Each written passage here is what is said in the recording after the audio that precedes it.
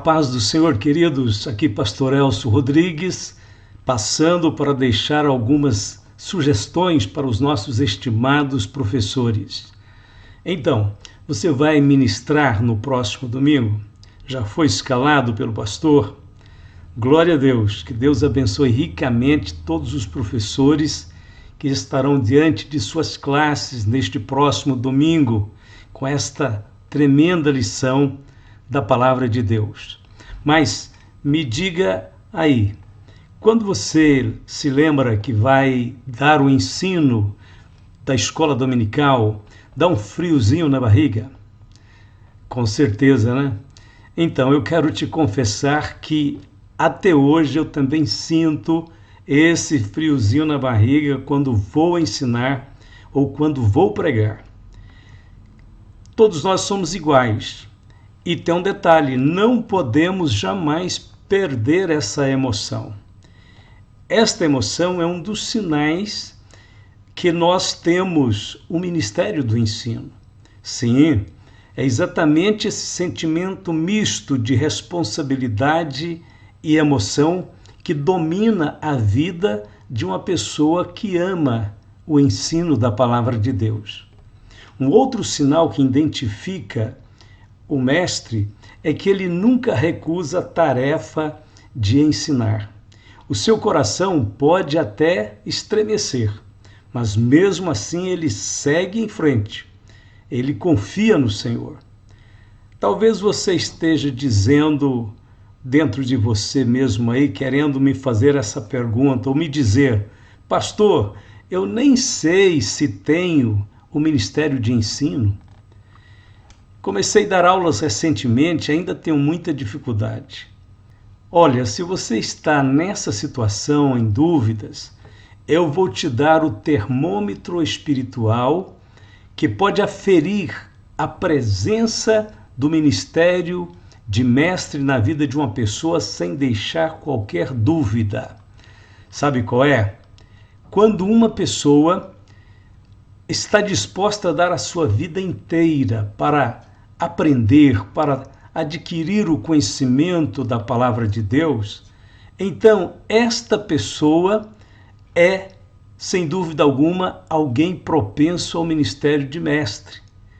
O mestre é aquela pessoa que está disposta a dar a sua vida inteira para conquistar o entendimento e o conhecimento. Simples assim. Se você ama o conhecimento e o estudo da palavra de Deus, então eu posso te garantir que você é um mestre ou uma mestra em potencial. Agora precisa só desenvolver esta chamada que está na sua vida. Paulo escreveu: de modo que, tendo diferentes dons, segundo a graça que nos é dada, se é profecia, seja ela segundo a medida da fé, se é ministério, seja em ministrar, se é ensinar, haja dedicação no ensino. Romanos 12, versos 6 e 7. É isto aí. A chamada e a vocação de Deus precisa ser desenvolvida através de nossa cooperação com o Espírito Santo e com o dom ministerial que Deus colocou em nossa vida. Estudar, esforçar, ler, reler, ouvir, aprender com quem sabe. É interessante que ninguém é original, ninguém está falando uma coisa que ninguém falou. A gente aprende um com o outro. Quando você vê esses grandes mestres ensinando, os grandes pregadores, eles também aprenderam com outros irmãos que vieram antes deles. Outro dia, deixa eu te contar essa história. Outro dia eu estava querendo pregar sobre o Espírito Santo. E me lembrei que o evangelista Jim Swaggart, que eu gosto muito, pregou muito sobre o Espírito Santo, o enchimento do Espírito Santo, o batismo. Então eu disse para mim mesmo, eu vou ouvir umas mensagens do Jim Swaggart para aprender com ele os detalhes do ensino, da doutrina, da forma como pregar sobre este assunto. E fui ouvir uma mensagem que ele falava sobre o enchimento do Espírito Santo. E dentro da mensagem ele começou a pregar e disse assim: irmãos, o que eu estou pregando para vocês, eu aprendi com um grande obreiro do Senhor. Interessante, né? Eu fui ouvi-lo para aprender com ele e ele estava dizendo que tinha aprendido com outro grande obreiro do Senhor. E ele mencionou o nome desse pastor que ele tinha aprendido com ele. E eu tinha o livro deste outro pastor que ele mencionava. E eu fui rapidamente pegar o livro. E quando eu fui ler também o livro, o pastor dizia: tudo que eu sei aprendi com determinado pastor. É este o processo do crescimento espiritual. Estamos um aprendendo com o outro. Ninguém está falando uma coisa que ninguém falou.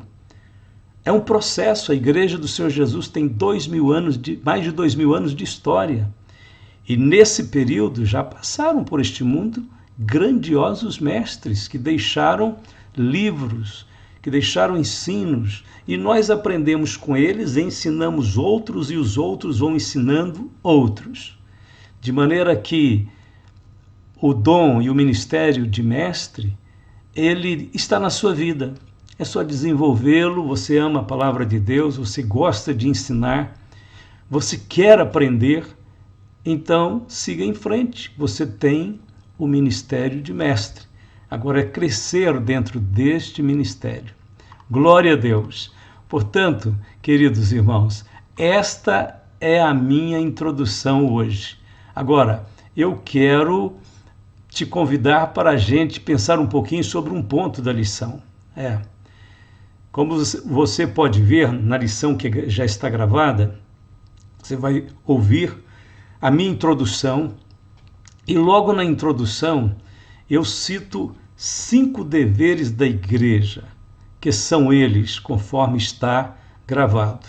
Número 1, é dever da igreja apresentar Cristo ao mundo de forma viva, clara e persuasiva. 2, é dever da igreja guiar os povos a uma relação de fé no Senhor Jesus Cristo, a fim de que experimente o novo nascimento. É dever da igreja discipular e batizar os novos convertidos. É dever da igreja continuar ensinando a doutrina de Cristo insistentemente, a fim de que todos os crentes cresçam no Senhor. E é dever da igreja manter os crentes unidos pelo vínculo do amor e da verdade. Correto? Confere isso aí na gravação. Agora observe.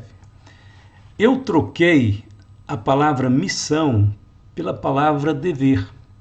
Eu estou usando um recurso de linguagem para não ficar repetindo a mesma palavra. Vamos dizer assim, se trata de uma estratégia didática para chamar a atenção do aluno e não cansar o aluno. Isto é simples.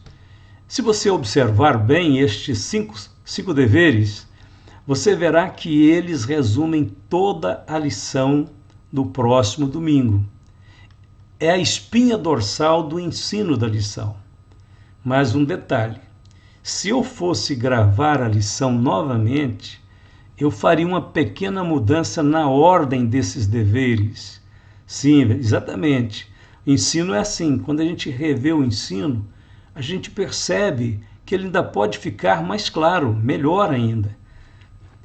Eu colocaria da seguinte maneira. Primeiro, o primeiro dever da igreja, adorar a Deus em espírito e em verdade. Na ordem, eu me esqueci de colocar este ponto, e ele é importante. Número 2, é dever da igreja discipular e batizar os novos convertidos. Número 3, é dever da igreja edificar seus membros, ensinando a doutrina de Cristo insistentemente, a fim de que todos cresçam no Senhor. Número 4, é dever da igreja manter os crentes unidos pelo vínculo do amor e da verdade. E número 5, é dever da igreja apresentar Cristo ao mundo de uma forma viva, clara e persuasiva. Quase a mesma coisa, mas se você perceber, tem mais objetividade esta nova lista que eu estou colocando aí. Olha, na conclusão da lição também eu fiz a seguinte observação. Vimos nessa lição que a missão da igreja é tríplice. Sua missão é primeiramente para com Deus, em segundo lugar, sua missão é para consigo mesma, e em terceiro lugar, a sua missão é para com os que estão de fora. São 3 aspectos da mesma missão, e estes aspectos foram retratados num livrinho antigo, publicado pela CPAD, chamado A Missão da Igreja. Veja aí está o livro. A Missão da Igreja, de Gary Luther Hoyer. Como você pode ver pelo índice do livro, eu vou colocar aí o índice, o autor escreveu exatamente o mesmo assunto que eu retratei nos 5 deveres. Porém, é claro que no livro ele vai acrescentar, vai fazer um comentário um pouco mais extenso. Se você conseguir acesso a este livrinho, dê uma olhada nele, vai te acrescentar um pouco mais de conteúdo. Tudo certo, então? Espero que estas sugestões estejam sendo úteis para os amados irmãos. Não se esqueça, viu? No primeiro contato com a lição, não fique detendo para ler ou comparar passagens bíblicas. Leia tudo de uma vez. Leia sem interrupção. No segundo contato com a lição, aí você começa a ler e a comparar as referências bíblicas. E no final, na última leitura, no último estudo, faça o seu próprio esboço com as anotações necessárias. Enquanto você está lidando com a lição, escrevendo, aliás, é muito importante escrever aquelas frases, existem uma sentença, umas frases que traduzem de uma forma muito clara, muito objetiva, determinado pensamento teológico. E a gente às vezes não está acostumado com a linguagem teológica. Mas alguém que tem experiência, alguém que estudou, alguém que está bem experimentado, de repente traz uma frase que explica tudo. Aquela frase é importante.